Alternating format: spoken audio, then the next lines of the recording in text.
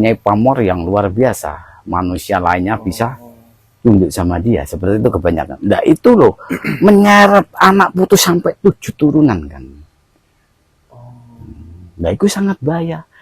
Nah, sampai sekarang pun banyak bahkan kejadian seperti itu, walaupun dia itu bekerja keras, mempunyai harta banyak dulunya, itu akan hangus, dalam arti banyak musibah, banyak masalah lah di situ. Kita dihentikan seperti air, kalau mengalir ke sini, mengalir udah keempat, ini udah dihentikan di sini, ya aku rasa lainnya udah aman. Udah mulai ke porsinya sendiri. Di situ.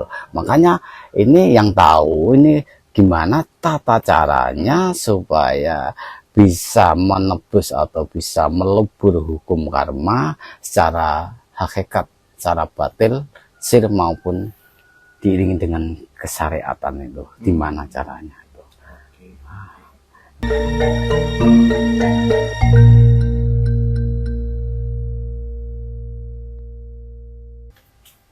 Mas, katanya ini Mas, saya pernah dengar itu ada yang bilang kalau kita itu bisa mengunduh karmanya leluhur. Jadi itu ada orangnya itu ahli ibadah, kerja keras, sholat yang mboten pedot, hajat tahajud tidak pernah absen, aktif lah dari segi peribadahan, itu, dan bekerjanya sangat bekerja keras sekali, tapi hidupnya ini saya bisa dibilang kekurangan. Nah itu terus kata gurunya itu, Anda ini sedang mengunduh karmane mbahmu. Nah kita kan tidak tahu apa yang anggaplah leluhur gitu. Kita kan tidak tahu leluhur kita ini pernah ngapain atau berbuat apaan, kita tidak tahu. Leluhur kita ini baik apa tidak kan kita tidak tahu semasa hidupnya. Kemudian anak cucunya yang menanggung. Itu apakah bisa seperti itu, Mas? Kalau menurut saya sih emang terjadi dan bisa, ya. Memang bisa, ya? Bisa. Karena gini, Kang, orang-orang dulu itu kan dia itu kalau mempunyai keinginan, ya, dia pun berani tapa berata.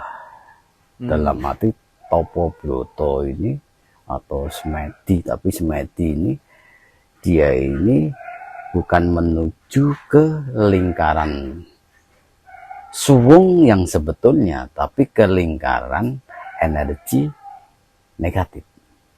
Kena jebakan. Karena gini, orang dulu itu dia nomor satu yang penting mempunyai ilmu yang sakti mandraguna. Yang kedua ingin kaya raya.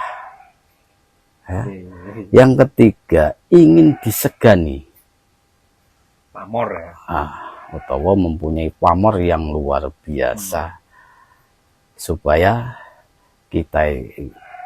dia itu dihargai orang banyak dan segala-galanya dikuasai. Nah, kalau udah seperti itu, dia itu mempunyai perjanjian secara batil atau gaib. Nah, perjanjian itu dalam arti dengan perjanjian itu akan menyeret sampai 7 turunan putu-putunya dia. Anak putu sampai 7 turunan di situ. Karena ada perjanjian dengan energi negatif, memang perjanjiannya itu menurun gitu ya. Itu orangnya tahu apa tidak, Mas? Kayak gitu. Ya ada yang tahu, ada yang tidak tahu. Tapi semua ini kan perilakunya dan ambisi. Karena di dunia ini kebanyakan seperti itu. Ya. Karena dia kan kepengen orang sakti mandraguna, di situ kan semua segala-galanya dunia ini dikuasai dia seakan-akan.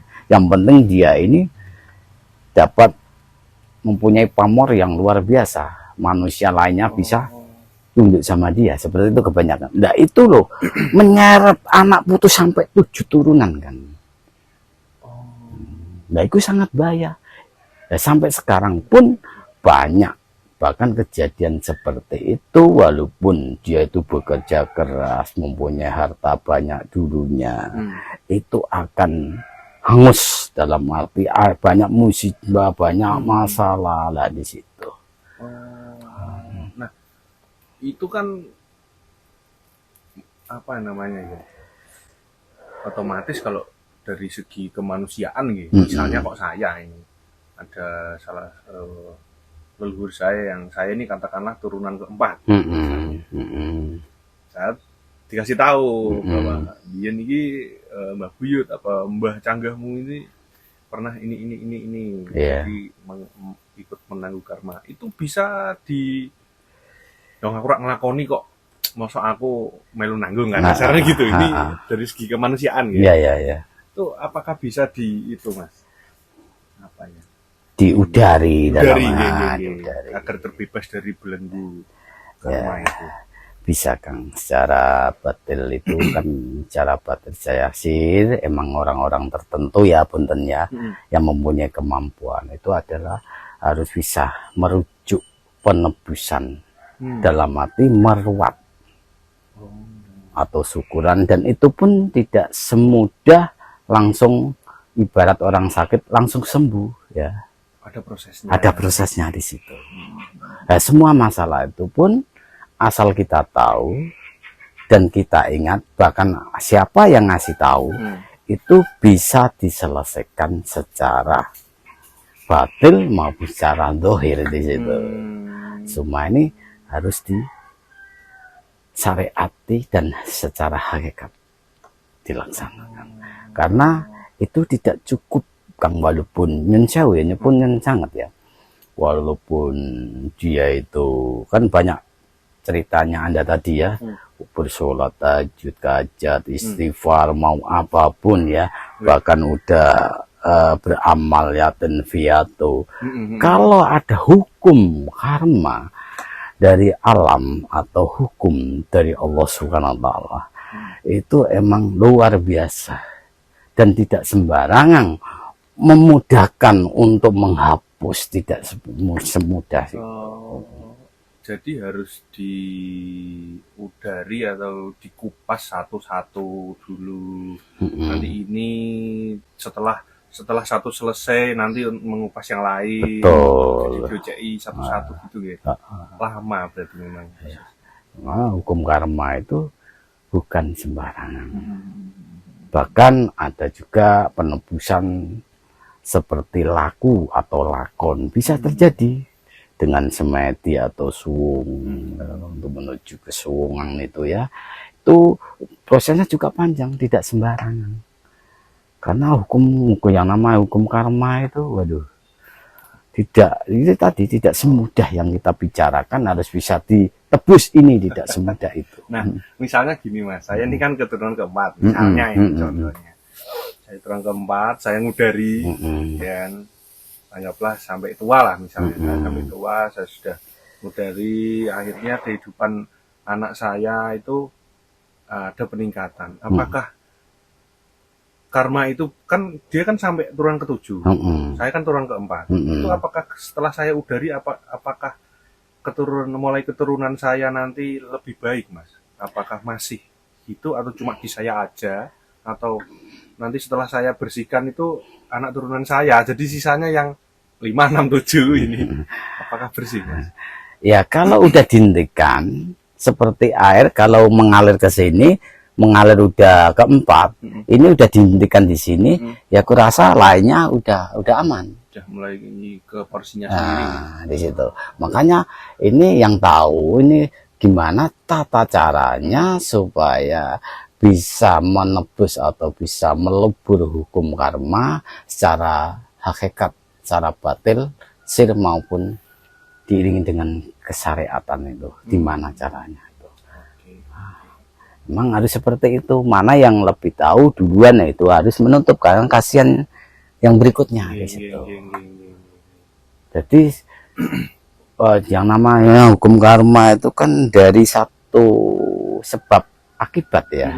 Seperti bola ditendang jedek ke atas lagi, mantul lagi seperti itu kan. Masih ada pantulan. Wah, di situ. Iya. Itu namanya hukum karma. Makanya jangan sembarangan kalau jadi orang tua. Yang penting saya itu action terkenal, akhirnya membabi buta. Kasihan dong anak cucu kita gitu. Masalahnya itu biasanya itu lebih ke ambisi. Nah, orang yang merasa dirinya, wah aku tuh ambisius, itu bahaya sekali. Hanya termakan ambisi. Iya itu yang membuat orang sekitar dan anak keturunan kita ini menderita.